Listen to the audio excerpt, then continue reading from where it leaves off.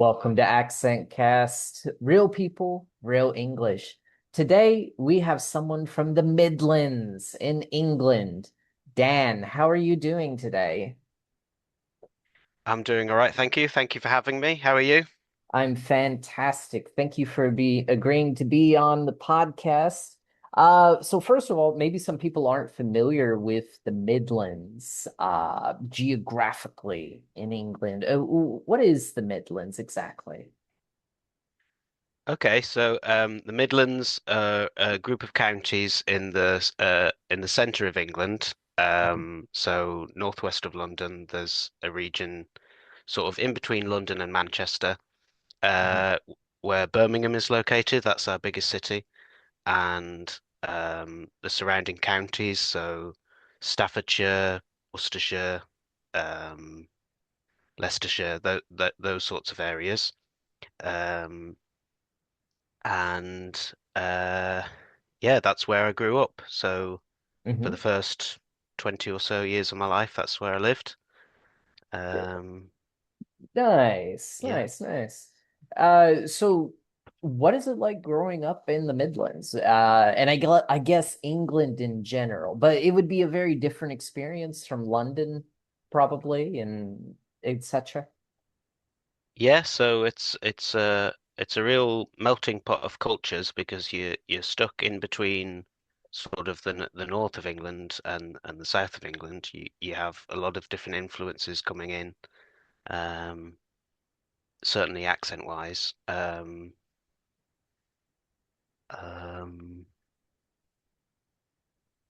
Yeah, it's a nice place to grow up. Mhm. But I certainly had a very pleasant childhood growing up there. Um, I'm not really sure what to say, really. All right, let's start with the basics. Oh, like, what do you do for fun, as a kid in England exactly? Like, or as a teenager too? I know soccer is a popular option, maybe rugby too, but what else do you have going on? Yeah, so my brother was really into football growing up. He was part of a junior league team. He used to play in an under 12s team um, when he was growing up, and then subsequent to that, he went into refereeing, so he became a referee Hmm. for for children's football. Um, I myself, I'm not that much into sport. I've got two left feet, so I'm not particularly good on the pitch. Um, but I liked growing up. I liked discovering music, and I Mhm. played a lot of video games. I liked watching films a lot. Mhm. Um, yeah, m most of my childhood was just spent in my bedroom playing video games, and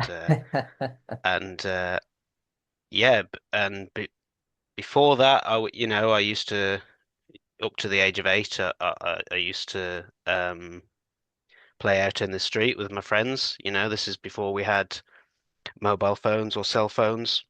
Um, we used to play out in the street, and then that would be with a Mhm. football or what have you, and then there'd be a car coming to the street, so we'd shout car and then clear away, go to either side of the road.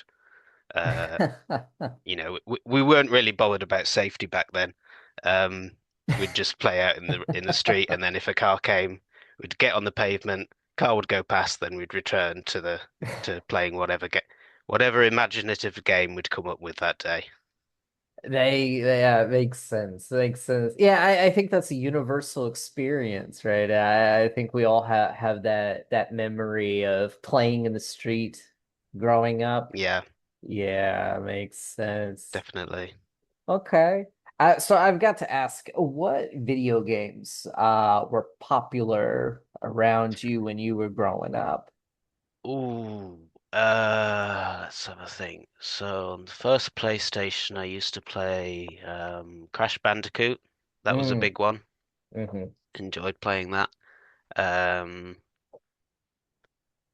when we got a PS2, I played the Grand Theft Auto games. Probably wasn't a good idea for me to be playing that at the age of 10 or 11, but had a lot of time driving around Hmm. um, in Grand Theft Auto. And then, what else did I play? Spider-Man 2 on the GameCube. That was a big one.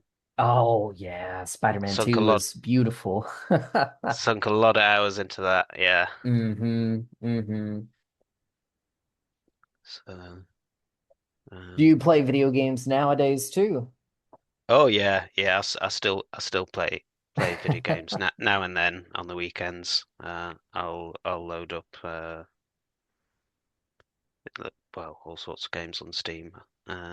Hmm. I've got quite a big backlog actually. I have a terrible habit of buying about 10 different games in the Steam sale and then not actually having the time to play them all. But yes, I Yeah. Yeah, I it's just it's still downloaded a yet hobby. another game a second ago. Like it's just, thrown into the backlog Yeah. that's never gonna get played. Oh well, we can always hope. That's right. That's right. So tell me about your family. What was your family like growing up? Did you have a big one? Was it extended? Did you have lots of uncles and aunts and stuff too, cousins? So, my parents and my brother and I, uh, we had quite a tightly knit family growing up. Um, my dad had to move away from his like family home, his home city, um, when I was 3 years old. So, we had to move away. So we didn't really get much time to spend with aunts and uncles as much as we would like to. So we live down in the Midlands, but all of my family live up in Newcastle. Hmm. So we'd visit them for Christmas and for special occasions and birthdays and things. But m most of the time we're sort of away from home, if that makes sense. Sure.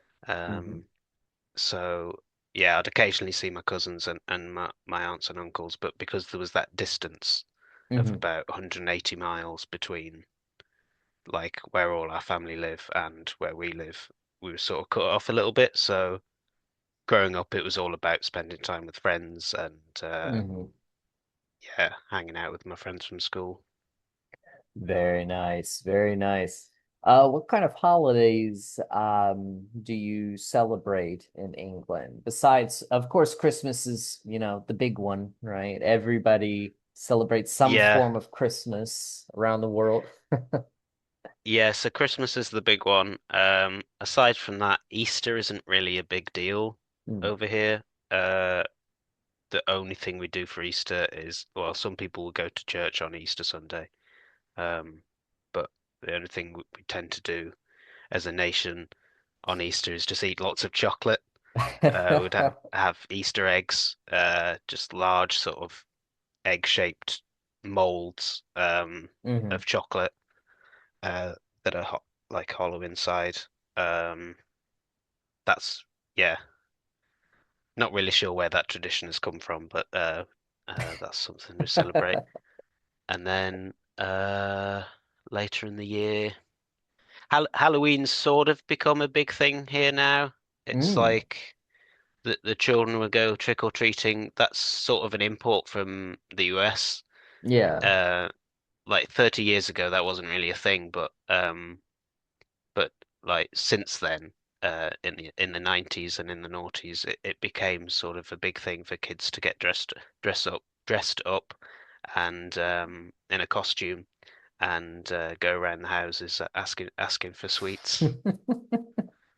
I mean, I Uh, can see why it would become popular, and it's just yeah, I mean fun it's for great. kids. It's great for the kids.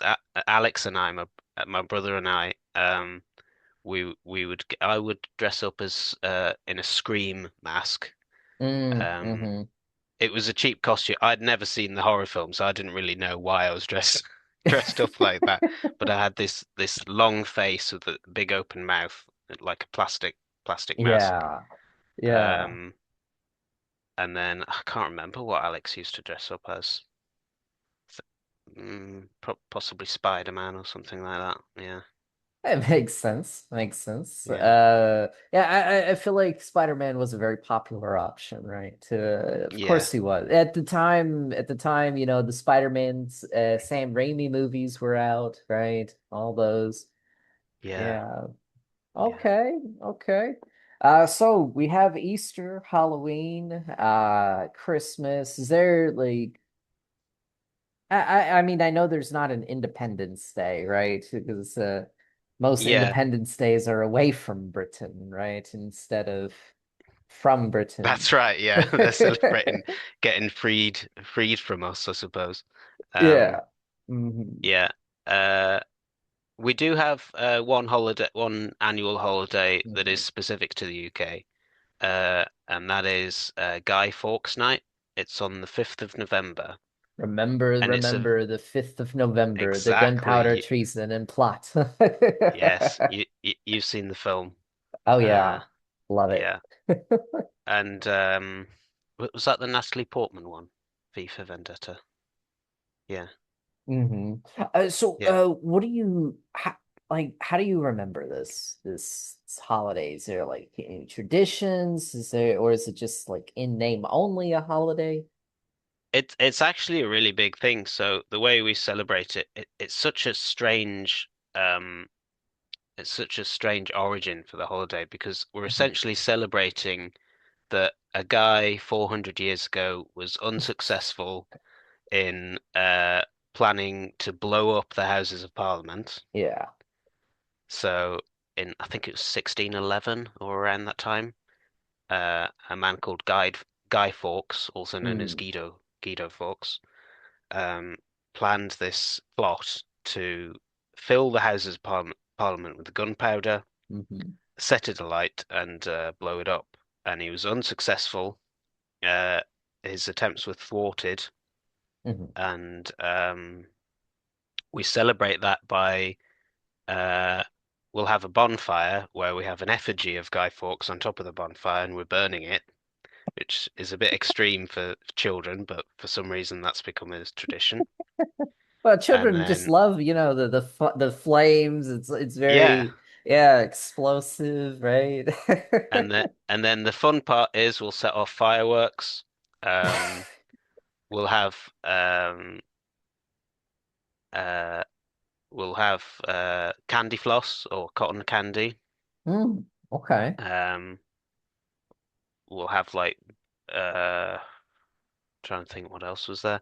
So usually it's just out in a field, Hmm. uh, and there's like different stalls and things where you can buy food. Um, and people go there and yeah, watch a bonfire and then watch fireworks set off. But it's a bit of a strange holiday to be honest, but that's become tradition, so we just carry on doing it. It's mainly a thing for kids now. I don't celebrate that anymore. The last time I went to one of those was probably when I was Hmm. around 12, so I haven't celebrated it in years. But yeah, candy Makes floss and sense. yeah, fireworks. I love candy floss. That is a very interesting way of calling cotton candy. Uh, Yeah. I've heard it's got lots of different names around the world. I think in French they call it barbe papa, which means daddy's beard, which is a it's very, true. It's true. very That doesn't even make inventive sense. way of calling this rather expansive, very thin. Um, yeah, it's just sugar really. You're just giving kids a bunch of sugar. Well, I mean, Yeah. even as an adult, I love me some cotton candy, just Oh it's yeah, just definitely. pure sugar, right? It just goes I love right it. to the brain. I used to have a machine. You could buy a machine at one of the retailers, and Hmm. you could get it would just spin around. You'd add sugar, and it would just spin around in this sort of like a centrifuge, Hmm. and it would just spin around, and then you can make your own candy floss. It was fantastic. So It's just I that don't think easy. Yeah, I think it is just heating up sugar. That's all you're doing. And it was Uh, in this like donut-shaped machine that huh. would just spin it round and round and round, and there you go. It's your own candy floss at home. I don't think I've got it anymore. I lost it somehow. Well, I mean, I'm sure your dentist appreciates that. Yeah, yeah, yeah. Uh, no, no, no. I don't think I could justify making my own cotton candy at home, It, dieting, etc. yeah, it was no good for me as a kid. I think I had it for a few weeks, and I was just having co candy floss like every week, and it was no good for me. I had to stop. Yeah, no, I'm sure your parents did not think that through before giving it to you, right? So that's a Yeah. little Dan's just hopped up on candy floss, running around the house every day. Please, Mom, can I get some more? Yeah. No, no, no, no. So speaking of which, so we got candy floss. Well, what other kind of desserts, right? Well, what are some of the well, Easter, obviously, the you have the chocolate molds, candy floss. Obviously, Christmas has got some nice things going on for it. What else you got? Yeah, so at Christmas we've got Christmas cake Mm-hmm. and Christmas pudding. So that's two Mm, different things. Christmas cake is like with raisins, and it's like a fruit cake mm-hmm. with an icing and marzipan on top. Mm-hmm. And then Christmas pudding is just like this big how to describe it? Like a big uh well, it's fruit cake as well, but it's in like a dome shape.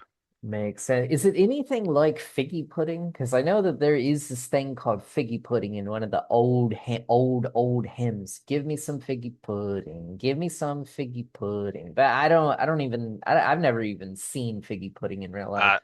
I've never seen figgy pudding either, so I wouldn't know what that even is. I don't- It's just It made up. it is interesting, like listening to old hymns and old songs from the Hmm. past and sea shanties and things, because they reference things that were so commonplace then. It's like a snapshot into the Hmm. past of, what was common, what did they do for work, what did they do for fun, what did they eat, what did they drink, and yeah, sometimes just listening to references like that is it's a real insight um, into the past sometimes. So yeah, in Hmm. terms of puddings, so I've mentioned Christmas. What else do we have all year round? Um, Now the not much in the English. Oh, sorry. Go ahead. sorry, not much in the way of puddings, but Hmm. I can mention some like typical dishes from English food. So Yeah, I'm sure you've heard of fish and chips. That's quite a big one. sure.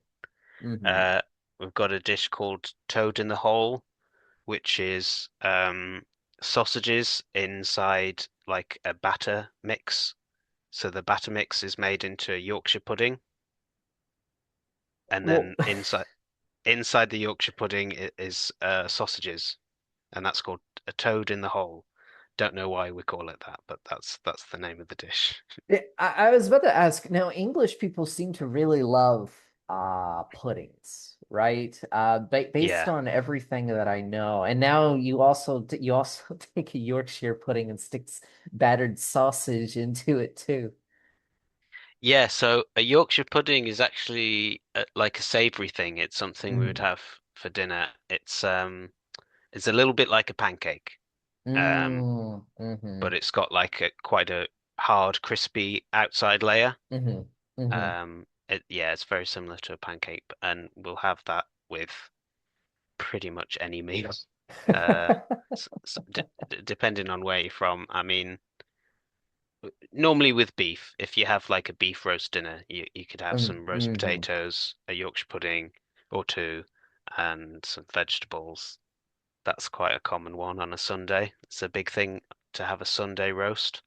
Makes sense. Makes sense. Yeah. Yeah. Um, let's see. What was the? Ah, yeah. What about New Year's? Do you guys like eat something special for New Year's? Um, New Year's is New Year's is a massive tradition here. We'll tend to celebrate that by hanging around with the family and friends, right Hmm. up until midnight and after, Hmm. um, to rein in the new year. Um, we'll have champagne sometimes, Hmm. uh, Hmm.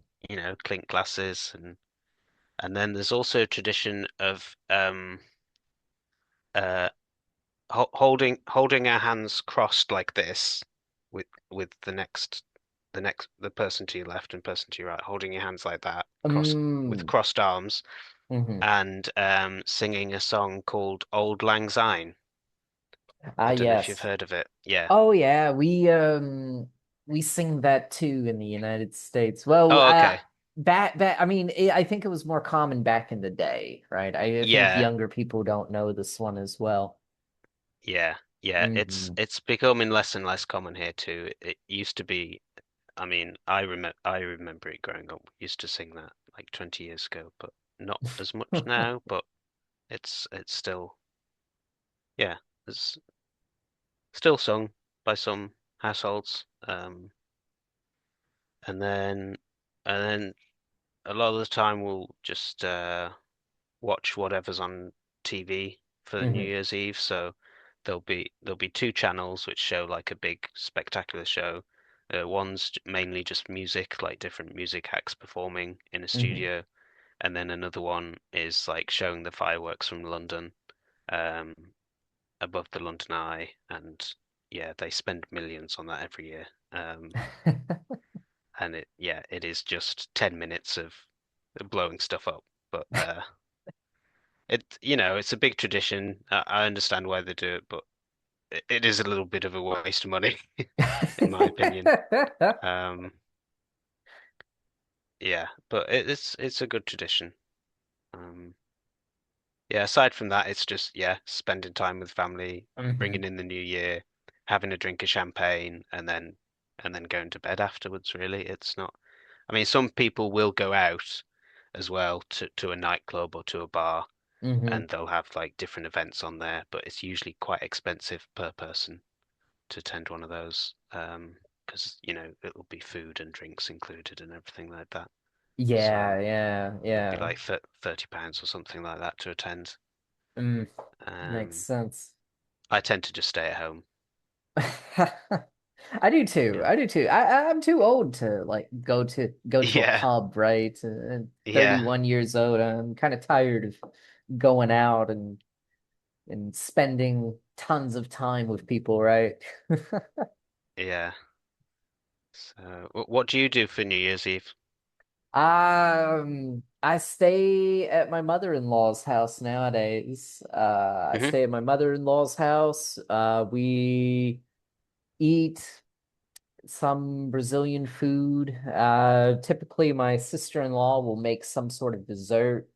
Uh, Sometimes it's really good, sometimes it's decently good. And then we I'll mostly just play on my phone until it's time for the ball to drop. The Brazilians host these huge parties on the beaches, right? Oh, Everybody cool. dresses up in white. Yeah. Uh, Oh, of course, yeah, I'm forgetting it's in the Southern Hemisphere, so New Year's Eve is a summer celebration. That's yeah, uh yeah. that's cool.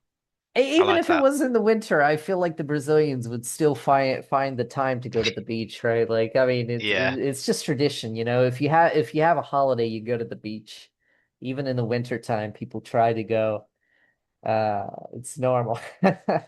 I'd really like to celebrate Christmas in Australia sometime because I've never Mm. had like a summer Christmas. I feel like it would be a weird feeling for me because I'd like want to be wrapping up warm and drinking hot chocolate or something, but it would just be hot and I'd be like at a barbecue or something. It'd be really bizarre. I know. It does feel weird. It does feel weird because, growing up, right? Christmas is cold. Like you wrap up, there's snow outside, right? You wake up at like 8 a.m., you're in thick pajamas, right? Yeah, exactly. Yeah, Yeah. and I don't know. Christmas just doesn't quite feel the same in Brazil. I mean, food is good, obviously. I love me some food, but it's just not quite the same. Not quite the same. Well, unfortunately, we are running out of time on free Zoom here. Thank you so much, Dan, for being on the podcast today. Thank you. Wonderful, absolutely wonderful. I have learned so much. Great. I'm glad to participate. Excellent, excellent. So that will be all for this episode. Please, everybody, like and subscribe, drop a comment, and I will see you next Friday. Bye bye.